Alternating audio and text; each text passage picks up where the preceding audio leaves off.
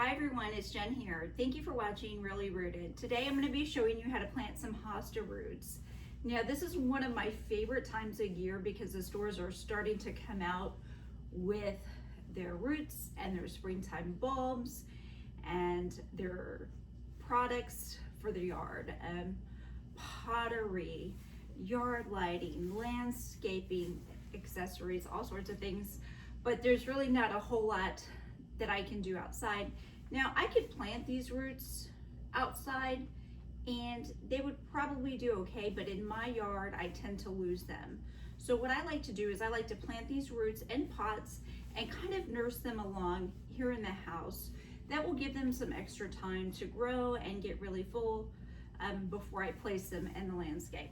So what you're gonna need for this project is I have 2 containers of soil.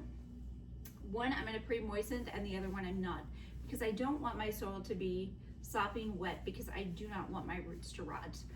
You need some pots. I save all of my pots. I don't wash them, some people do. If I have it's probably a good idea too. I don't. And then water, of course, labels, a marker, and gloves, and a shovel. So what I like to do with my labels is, because I seldom plant the same group of things over and over and over again, I like to use numbers. So I have a spreadsheet, so I'll just label this one Big Daddy Hosta, and I have 6 Big Daddy Hosta roots. I've already used 1 through 6, so now my next number is 7. So all pots with the number 7, I can go to my spreadsheet and see that's a Big Daddy Hosta. Also, that's going to enable me to reuse these, recycle these. I'm a big proponent of less waste, especially when it comes to plastic. So just a tip, little suggestion for you. And if you hang around to the end of the video, you'll see a great way to store your roots inside and without having a difficult time rotating them. So stay tuned till the end of the video for that. All right, first thing we're going to do is we're going to moisten one of our soils.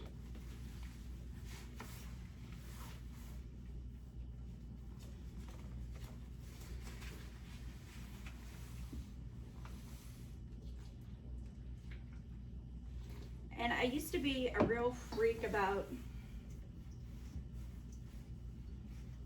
having this stuff inside. You know, I have a small greenhouse, but I've kind of outgrown it. And also, I tend to things better when they're indoors. I don't forget about them because I have to walk right by them.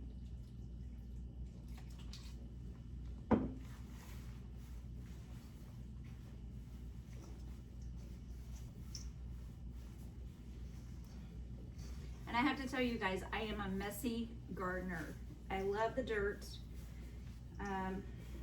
That's part of the fun of gardening, is getting dirty though. Okay, so now that all that's moistened, well, first I'm going to label these number 7. I'm going to write number 7 on my bag. That way when I take my bag to the computer, I can mark number 7 Big Daddy Hosta. And then this one has 6 roots.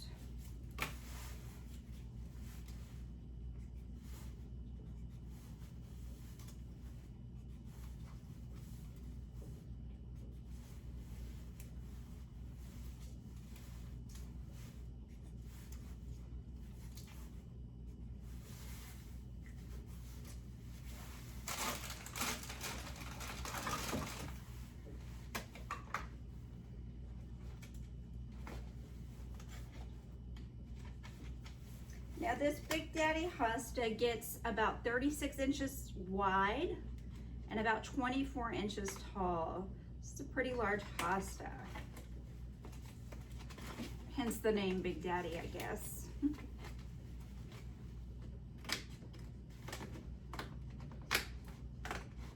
These are hardy from zone 3 to 9. And I have other videos on hostas,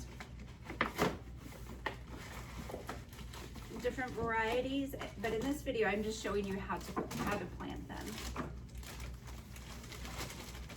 how to plant the roots. pair of scissors or shears. This is a very, very healthy root. And this is the side you're gonna plant up.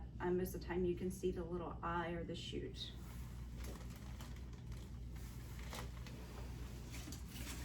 All right, so let's get started with this first one.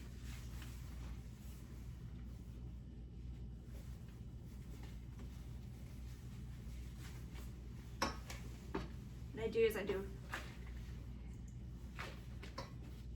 a handful of each. I'm gonna place my root down in there just like that.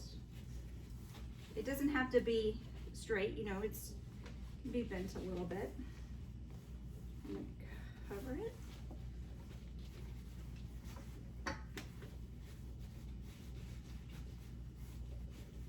And it can be on the side too. Like this eye is kind of on the side. This is just a temporary home until they get full enough and big enough for me to plant, and it gets warm enough for me to plant them in their permanent home.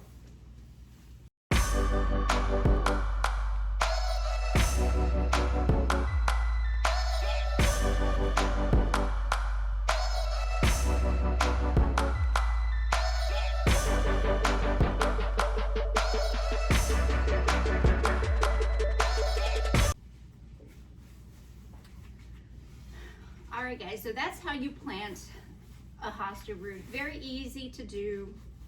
And now let me show you how I store my hostas inside and how I rotate them. And how I'm able to easily rotate them. I think you guys are gonna like this tip.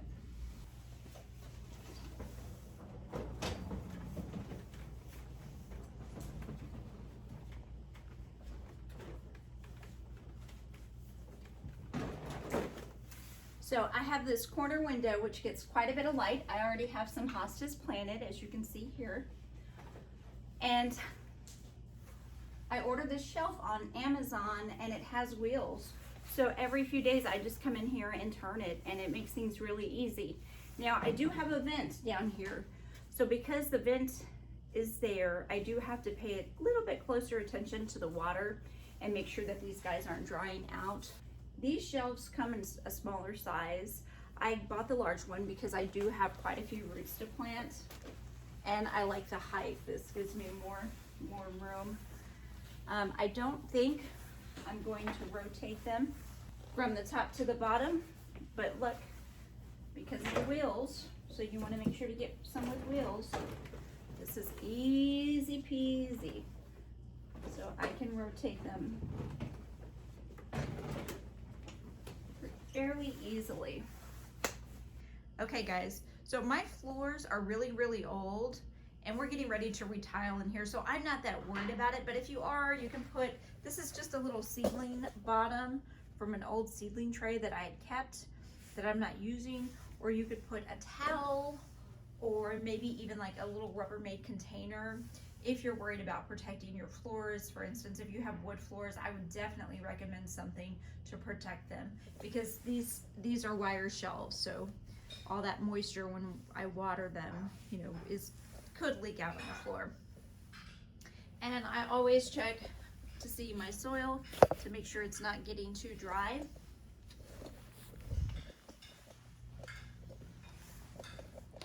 My husband loves a wood fire, so if you have a wood fire or if your heat is on all the time, you really want to watch your moisture level in your pots and just make sure. And having them indoors helps me do that.